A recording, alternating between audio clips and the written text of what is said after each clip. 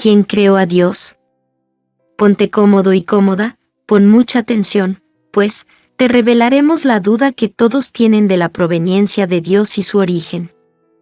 La mayoría de las personas en la actualidad vive una vida llena de ocupaciones, y la mayor parte del tiempo está afrontando las circunstancias de su rutina diaria. Y, sin embargo, en los momentos de quietud, sin afanes, casi todos se han preguntado acerca de las cuestiones importantes de la vida. ¿De dónde vengo? De hecho, ¿todos y todo proviene de algo? Las cosas no pasan porque sí, ¿verdad? ¿No viene todo de algo más? ¿Acaso no hay causa para todo efecto? Para algunos, las preguntas van más allá. ¿Se aplica esto a Dios? ¿Tiene Dios una causa? ¿Quién creó a Dios? Un ejemplo sencillo. Al plantear estas preguntas, analicemos un ejemplo sencillo. Usted observa el patio de su casa, la misma casa en la que ha vivido toda su vida. Usted ve un roble grande, maduro. Es su árbol favorito. Lo impresiona su tamaño y belleza. Usted ama ese árbol. Si alguien, tal vez un niño pequeño, le pregunta si ese árbol ha estado siempre allí, usted responderá con certeza, no, por supuesto, no. Tal vez usted ha vivido lo suficiente como para saber que hubo un momento en que ese árbol no estuvo allí. Usted sabe que salió de la tierra, de una bellota. Tal vez, muchos años atrás, usted vio como una ardilla enterró una bellota en ese punto, y poco después, el árbol comenzó a crecer. El efecto, el árbol, tiene una causa, la semilla. Si el niño persiste en preguntar, bueno, ¿de dónde provino la bellota?, usted respondería, la bellota provino de otro roble. La conversación continuará un rato, pero el patrón ya ha sido establecido. El roble produce bellotas, que producen robles, que producen semillas. ¿Ha sido esto siempre así? ¿Siempre ha sido esto así? ¿Es un patrón eterno o una secuencia eterna? ¿Siempre ha habido robles y bellotas? ¿No tuvo todo esto un comienzo? La respuesta a estas preguntas es la misma a partir de la ciencia y de la Biblia. La respuesta es no. Los científicos, aun aquellos que no creen en la inspiración divina de la Biblia, aun aquellos que no tienen ninguna creencia religiosa, responderían con certeza que no siempre han existido robles ni bellotas. Pueden diferir en cuanto al momento exacto en que comenzó la secuencia, pero ellos están de acuerdo en que todo tuvo un comienzo. Esto se debe a que ellos creen en que todas las cosas en el reino físico, incluyendo los robles y las bellotas, tienen un comienzo. Muchos científicos creen que el universo que podemos ver y la Tierra, incluyendo los robles y las bellotas, no pueden ser más antiguos que de 15.000 a 20.000 millones de años, y algunos científicos creen que son mucho más jóvenes. Pero en general hay un consenso dentro de la comunidad científica que las cosas físicas no siempre han existido. Uno de los más prominentes científicos de la época moderna, Stephen Hawking, quien no cree en el relato de la creación de la Biblia, ha afirmado, toda la evidencia parece indicar que el universo no ha existido desde siempre, sino que tuvo un comienzo, cerca de 15.000 millones de años atrás.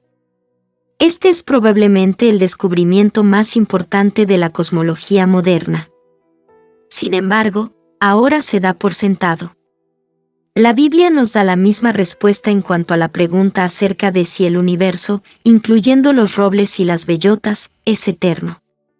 El universo material no es eterno, tuvo un principio. Comenzó cuando Dios empezó a crear el universo, incluyendo los robles. Según la Biblia, Dios habló estas palabras al pueblo de Israel, en el monte Sinaí, porque en 6 días hizo el Eterno los cielos y la tierra, el mar, y todas las cosas que en ellos hay, y reposó en el 7º día, Éxodo 20:11. Tenemos entonces 2 conclusiones acerca de los cuales hay consenso casi universal. Primero, que todo efecto que puede ser medido tiene una causa. En el ejemplo que hemos analizado, El roble es causado por las bellotas que son causadas por los robles. Segundo, esta secuencia de causa y efecto no es eterna. No siempre han existido causas medibles o efectos. No siempre han existido robles y bellotas. ¿Qué podemos deducir de estas dos conclusiones? Al responder esta pregunta, casi todas las personas están en uno de estos dos grupos. En el primer grupo hay personas que creen que toda la secuencia comenzó, por sí misma, no por ninguna inteligencia superior, sin propósito, sin plan, sin dirección. Todo pasó por sí mismo. En el segundo grupo hay personas que creen que un Dios creador, inteligente, con propósito, comenzó la secuencia. El Dios de la Biblia tiene esto que decir con respecto al primer grupo: dice el necio en su corazón, no hay Dios. Se han corrompido, Salmo 14:1. ¿Ha existido Dios siempre? Pero luego, algunas personas, aún en el segundo grupo, persisten en preguntar, si Dios creó todo lo que podemos medir, y si es lógico creer en una causa y efecto, entonces ¿quién o qué fue la causa de Dios? Esto es lo que la Biblia dice al respecto por medio de lo que escribió el apóstol Pablo, porque las cosas invisibles de Él, su eterno poder y deidad, se hacen claramente visibles desde la creación del mundo, siendo entendidas por medio de las cosas hechas, de modo que no tienen excusa. Romanos 1:20. Aquí vemos que el Dios de la Biblia da una respuesta directa y poderosa a la pregunta con la cual comenzamos, ¿quién creó a Dios?, y que la respuesta correcta debería ser obvia para nosotros, debería ser claramente visible. Nadie creó a Dios. Él es el creador. Dios no ha sido creado. Dios es eterno. Según la opinión de Dios, no tenemos excusa si llegamos a otra conclusión. Dios aclara que no deberíamos vanagloriarnos de nuestra sabiduría al pensar que no existe un Dios creador eterno. Por el contrario, profesando ser sabios, se hicieron necios. Romanos 1:22. En otras palabras, insistir en la inquietud de cómo puede ser posible que Dios sea eterno, no ha sido creado, solo nos distrae de lo que es evidentemente obvio. Según la Biblia, la única conclusión correcta y sabia es creer que alguien que no ha sido creado, que es eterno y superior a lo que podemos ver, creó todo lo que podemos ver. Es, pues, la fe la certeza de lo que se espera, la convicción de lo que no se ve. Por la fe entendemos haber sido constituido el universo por la palabra de Dios, de modo que lo que se ve fue hecho de lo que no se veía. Hebreos 11:1-3. Sin embargo, algunos responderán, para mí es algo muy difícil de entender, de aceptar, por dos razones. Primero, no puedo ver a Dios, ¿cómo puedo creer en algo que no puedo ver? Segundo, no puedo entender, con las limitaciones de mi mente, un ser eterno. Me parece difícil de creer que Dios haya existido siempre. Nada más que yo sepa, es eterno. ¿Cómo puede ser eterno Dios? ¿Puedo creer esto? Aclaremos estos puntos.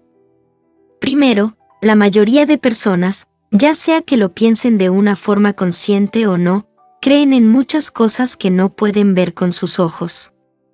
Ellos creen en la gravedad, pero no vemos la gravedad. Vemos solo sus efectos, las cosas caen a tierra. Creemos en el magnetismo, pero no vemos el magnetismo. Vemos solo sus efectos, el imán atrae al hierro. No vemos la gravedad o el magnetismo con nuestros ojos, pero eso no significa que no creamos en que ellos existen. No debería ser diferente en cuanto al Dios creador espiritual, no material. Segundo, es verdad que es difícil para nosotros, que somos mortales y vivimos en el tiempo y espacio, concebir a un ser que no es mortal y que no está limitado por el tiempo ni por el espacio. Sí, es difícil entender al Dios eterno, que no ha sido creado, que siempre ha existido. Sin embargo, debemos entender también que es aún más difícil creer en lo opuesto, que Dios no es eterno, que el Dios que creó todo también fue creado. Esta es una conclusión insensata. De hecho, tal como acabamos de leer, el Dios de la Biblia dice que es necio creer que el Creador de todo no ha existido siempre. El eterno poder de Dios debería ser percibido claramente. El Dios de la Biblia nos dice que Él no es como nosotros, viviendo en el tiempo y el espacio.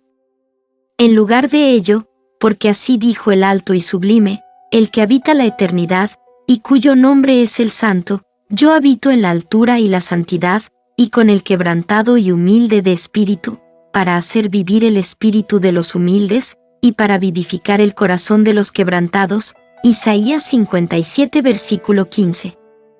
Por lo que leemos en estos pasajes, parece que nosotros los seres humanos, aun con las limitaciones de nuestros sentidos físicos y nuestra mortalidad, tenemos la capacidad, de hecho la responsabilidad delante del Dios creador de la Biblia, de llegar a la respuesta correcta a la pregunta de quién creó a Dios.